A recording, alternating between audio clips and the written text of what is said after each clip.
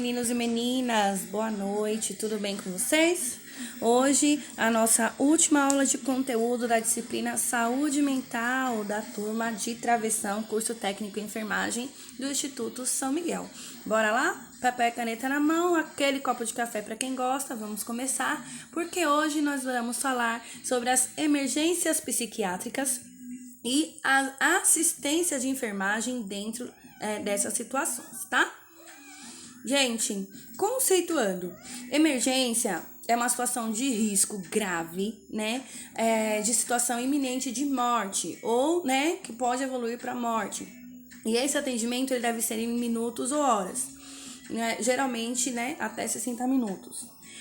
Já urgência é uma situação com risco menor, mas que também precisa de um atendimento rápido, porque ela pode evoluir e se tornar uma emergência, tá? No entanto, quando nós falamos em psiquiatria, essa diferenciação não tem a mesma aplicabilidade na prática, tá? Chegando no atendimento, não vai ter esse critério de urgência e emergência, tá? Em psiquiatria sempre vai ser considerado uma emergência. Sendo assim, o que é uma emergência psiquiátrica? É uma alteração, né, de psiquiátrica que compromete o estado mental do paciente, que pode provocar risco de morte para ele ou para alguém, ou pode trazer consequências graves, tá? E necessita de intervenção terapêutica imediata. Não resolve só com o controle ambiental. Precisa de uma intervenção terapêutica. E quais são essas principais situações no dia a dia de uma emergência? Agressividade e agitação psicomotora. A agressão, ela pode ser auto-infligida ou contra alguém. É diferente de tentativa de suicídio, viu, gente? A agressão auto-infligida. E a agitação psicomotora é quando a atividade cognitiva da pessoa está em excesso, né? A pessoa acaba se tornando improdutiva porque ela fica tão agitada, fica tão tensa que perde o controle. Então ela vai ter uma agitação de membros, ela vai ter violência dirigida a si própria, a outros, até a objetos. Ela vai ter aquela postura de punhos e dentes cerrados, faz ameaças, barganha. E são sintomas psiquiátricos bem específicos. Essa situação de agressividade e agitação pode estar associada a uma outra patologia, tá? Então, na assistência de enfermagem a esse paciente, gente, o principal é evitar movimentos bruscos, porque o sistema simpático da pessoa já está ativado, o arco reflexo da pessoa já está ativado na questão do desempenho, né, desencadear a sensação de luta e fuga, já existe um excesso de adrenalina. Então tem que respeitar o espaço da pessoa, controlar o volume de voz, evitar o confronto direto com a pessoa, mesmo que seja verbal, observar e prevenir, observando no local se existem formas com que aquele paciente possa se machucar ou machucar terceiros, né? Tem que ter o contato verbal, você tem que conquistar o contato verbal desse paciente.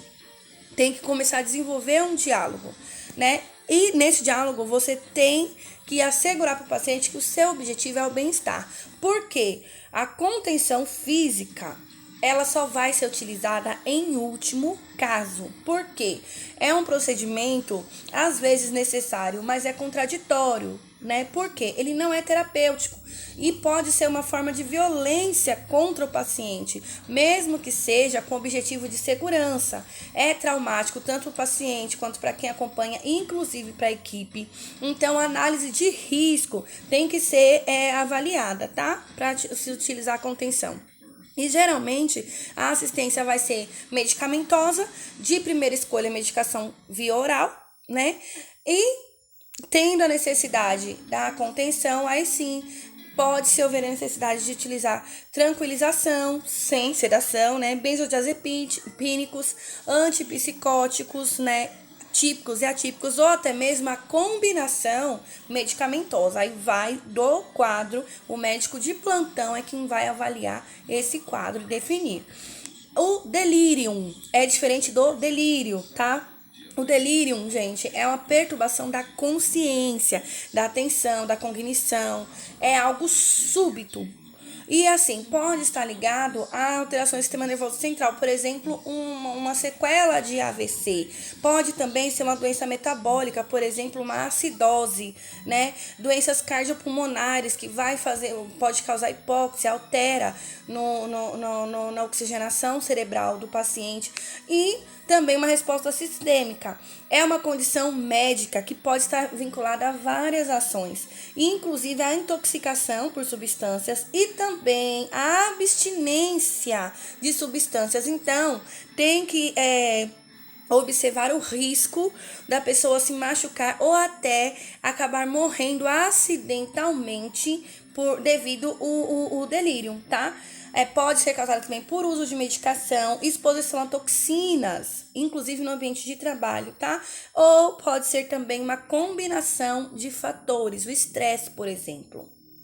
E qual que vai ser a assistência de enfermagem nesse caso? A detecção, né? Entender que aquele paciente ele não está no seu nível de consciência. O conforto no intuito de ajudar aquela pessoa a voltar à sua realidade e descobrir a causa para que se possa tratar. Tem que fazer monitorização dos sinais vitais, o balanço hídrico e os níveis de oxigenação, porque pode ser uma acidose, pode ser um distúrbio metabólico. E é claro, o exame do estado mental do paciente sempre e manter a segurança, porque como eu falei anteriormente, o paciente pode acabar morrendo de forma acidental devido ao delírio. O risco de suicídio, que é a morte autoinduzida, né? E esse desejo ele pode ser por fator físico, psicológico, espiritual, social, econômico, político, cultural, ambiental, um histórico familiar, ou até mesmo um agravo psicológico. O suicídio ele está entre as 10 primeiras causas de morte no mundo e as 3 primeiras da idade de 15 a 34 anos.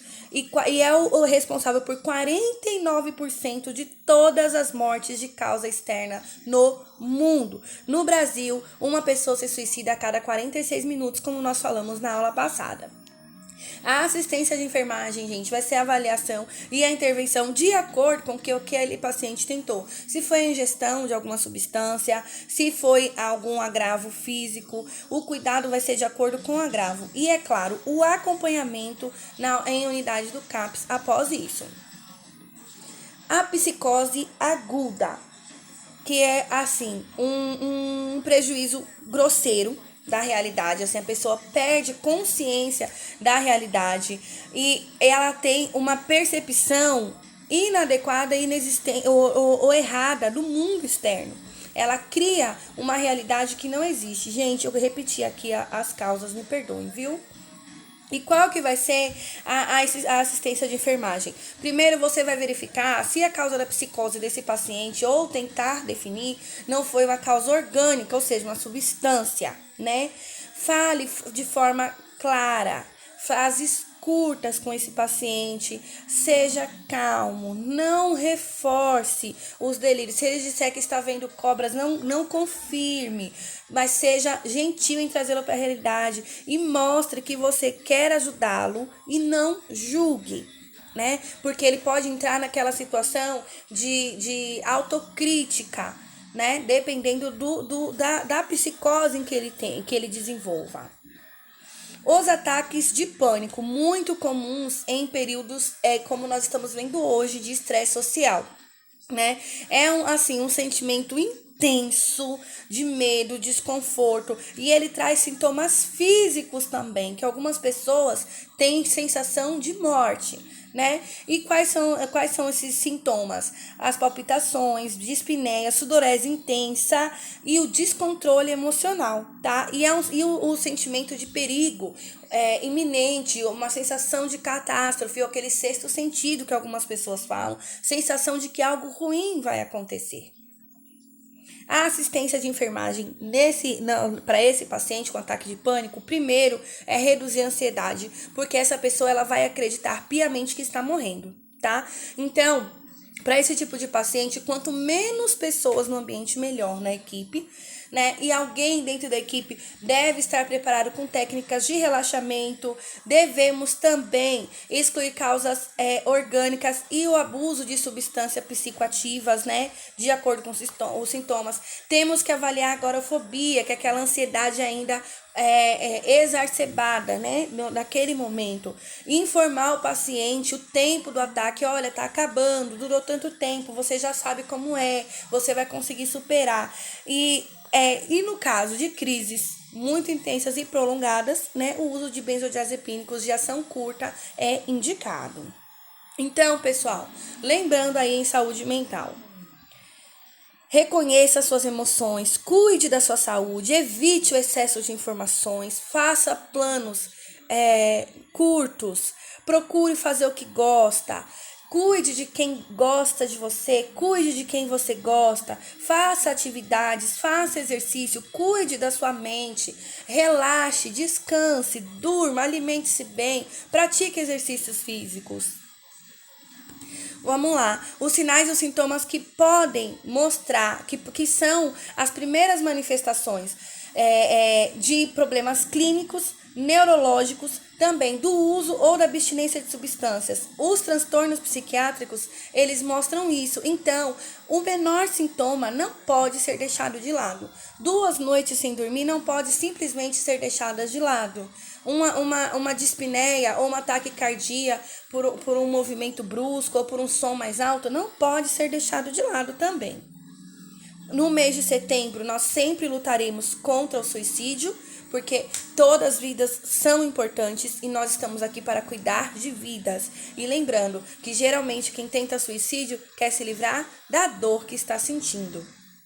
E os CAPs. CAPS-I, que é o infantil e adolescentes, o CAPS 1, 2 e 3, que de acordo com o tamanho da região, o CAPS Alquidrogas 2, que tem até 8 vagas para o período noturno, e o CAPS AD Alquidrogas 3, que funciona 24 horas e tem até 12 vagas de alojamento.